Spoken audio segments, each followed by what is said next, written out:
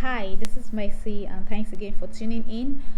You're welcome to this week edition of my videos. All right, that's aside. Okay, so basically, I last week I talked about a topic: how do we deal with grief and with loss? And I didn't go deep as to some of the practices that I believe could actually help us to deal with loss. I just tried to kind of like give a wrap up on the process and everything, and how hope is very important and memories are very important in the process of coping with grief. So this week I want to try to write more on that in depth in a way to see how we can be able to outline some kind of processes that could help in the process of loss, in the process of grief. Now, as we all know, grief or loss is like what we feel or what happens when we lose someone, when we lose something really important to us. So that period of loss where those we lose someone or we lose something very important to us, there are a lot of emotions, a lot of things that comes to play in that period. So how do we deal with that those emotions? How do we deal with that loss? Now, the just like I've always said from beginning of the first video, I said there's no right or wrong way to deal with grief. There's no right or there's no wrong way to actually deal with grief. But what I know that exists is there are some healthy practices that could help in the process of grief, that will help it not to have so much negative impact on us in those processes. For example, when you lose someone very really close to you, yes, there there are some kind of emotions that comes in, that you just feel tired, or you feel lost yourself. And if you are not careful on how you deal with these emotions, they could help you to carry out some actions that on normal day or normally you wouldn't have seen yourself carrying out.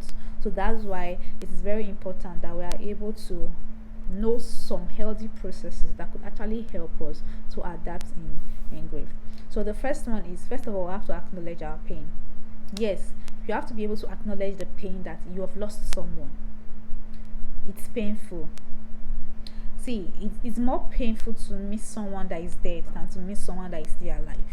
Why? Because someone that is still alive, to some extent, events might happen for you to meet with that person again. But for someone that is dead, not as long as you are alive, you know that that meeting can never happen.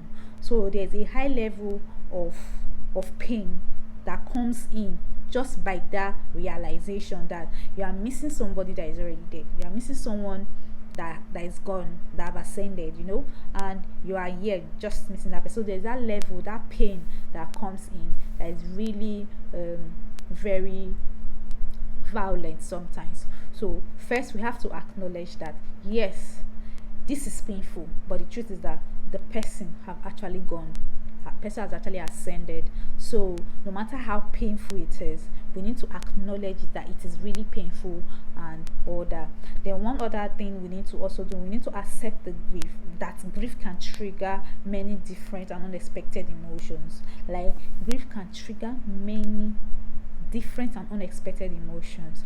If we as individuals, if we as people who have lost someone are not careful by our actions, when we are feeling this kind of rushes of emotion, it can bring about unexpected emotions. It can bring about anger. For example, let's say a scenario where someone really close to you is being murdered by someone. At that moment, you find yourself really trying to find out who did this, why this way. And if you as a person is someone that reacts to your emotions, you can, once you have a suspect in your mind, you can just go ahead and do what you want to do with that person, even if, who knows, eventually the person might actually be innocent.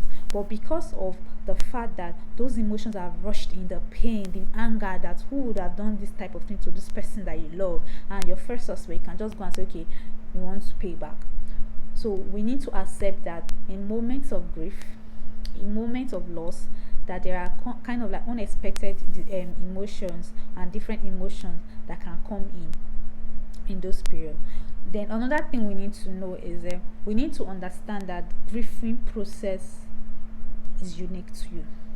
Like I grieve differently, you will grieve differently. My reactions towards, we can lose the same person, like we can lose the same person, but the way I will react to it is different than the way you will react to it. For example, we could lose someone today you are very on top of the world in terms of your emotions, you are in pain, you are just having a lot of upside down, you were crying and all that. Whereas me, on the other hand, I'm just calm, I'm just quiet at that moment. And at that moment, some people around might be thinking that, okay, maybe I'm not feeling it the way you are feeling it or something. That might not necessarily be true. It might be that at that moment, I'm the kind of person that is more calculative in terms of, I'm already thinking, what must have happened? How did this thing happen? I'm just calm and my mind's far.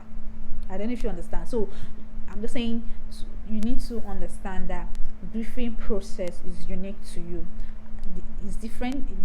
My reaction to losing the same person, for example, might be different from your reaction of losing that same person.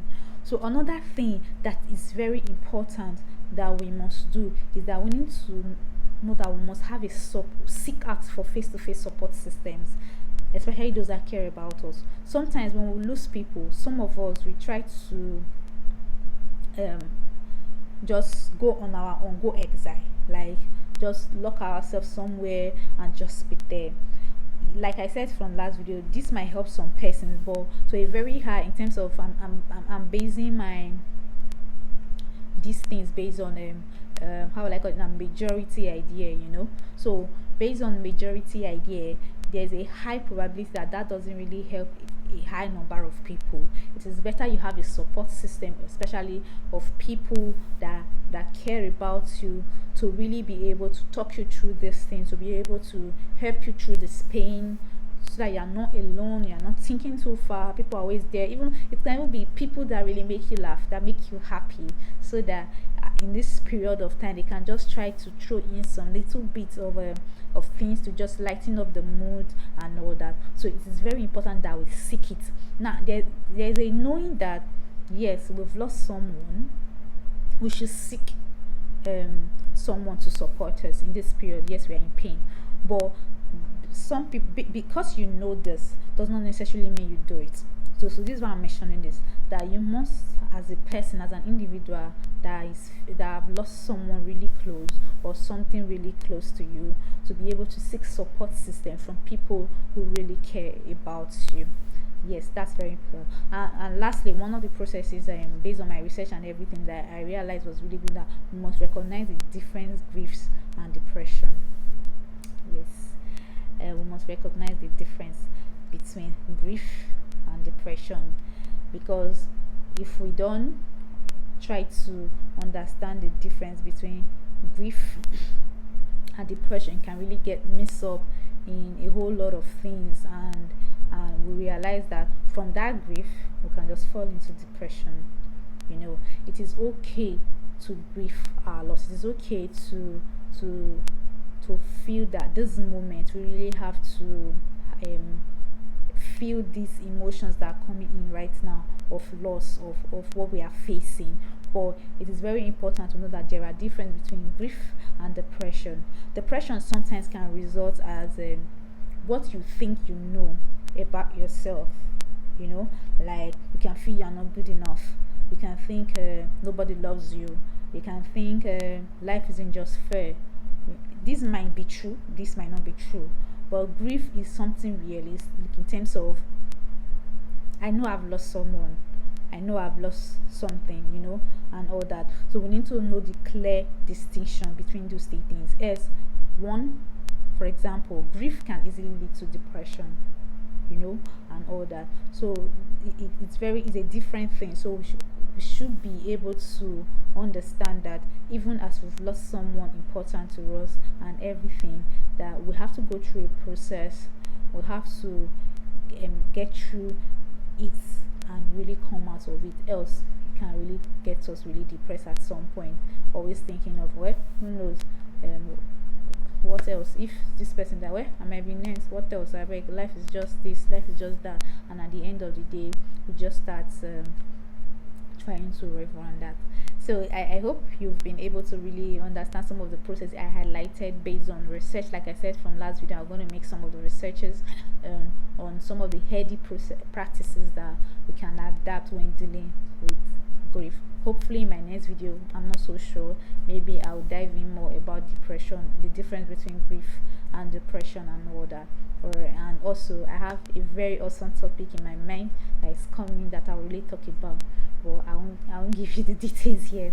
Okay, thank you very much as usual for listening, and I hope you really had a wonderful time here. So please, just to wrap up, some of the heady processes that we need to really practice when dealing with grief is acknowledge your pain, accept that grief can trigger a lot and different kinds of unexpected emotions.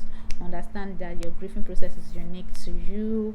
Seek out face-to-face support systems from people you really care about to support you in that period, and support yourself emotionally by taking care of yourself physically.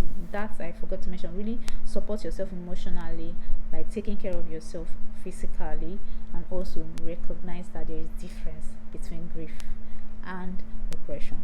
Thank you so much. Have a wonderful week ahead. Bye.